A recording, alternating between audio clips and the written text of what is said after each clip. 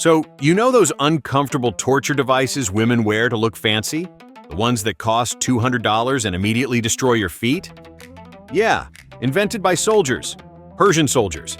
We're talking 10th century Persia. These guys were basically living on horseback, all day, every day, racing across battlefields at full speed. Which means one small problem. If your feet slip out of the stirrups, you're eating dirt. Or worse. Here's where it gets weird. They couldn't just have regular shoes like normal soldiers. No, they needed something with a heel specifically designed so their feet wouldn't slip out of the stirrups while they're galloping around at full speed.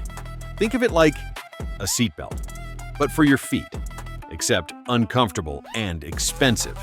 Now, here's where it starts getting ridiculous.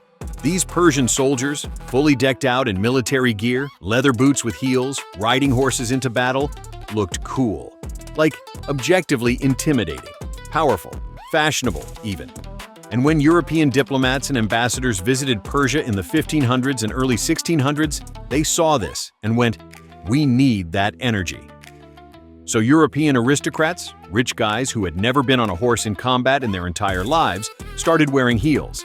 Not because they needed them, not because they were functional, but because heels symbolized wealth, power, and status.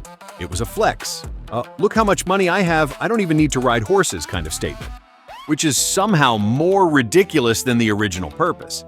They made heels taller, more impractical, added decorations, made them out of expensive materials. The functionality? Gone. The practicality? Gone. But the status symbol? That stayed. And then, women entered the picture. By the mid-1600s, women in European aristocracy started wearing heels too. Initially, it was part of this whole "let's dress androgynously to show we're equals" movement among the wealthy. But here's the twist. Men eventually stopped wearing them. Heels became seen as frivolous and impractical, which, to be fair, they were at this point. So men abandoned heels entirely, called them ridiculous, returned to flat shoes. But women? Women kept wearing them for centuries, to this day. Nobody stopped to ask, hey, why are we all still wearing cavalry equipment to brunch? So next time someone tells you heels are elegant or heels are feminine, just remember, you're literally wearing military-grade footgear. Elegant? Sure. Practical? Also sure. But for the opposite reason you think. Your feet aren't fashion statements, they're stirrups. And here's the really wild part. We've all just accepted this. Nobody questions it anymore. High heels are painful. Everyone knows this. They cause long-term foot damage, back problems, knee issues. Medical professionals warn against them, but we still wear them.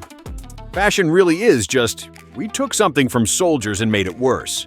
And we've been doing it for centuries. Trench coats, cargo pants, bomber jackets, aviator sunglasses, all military, all repurposed, all made less functional in the process. High heels are just the most obvious example.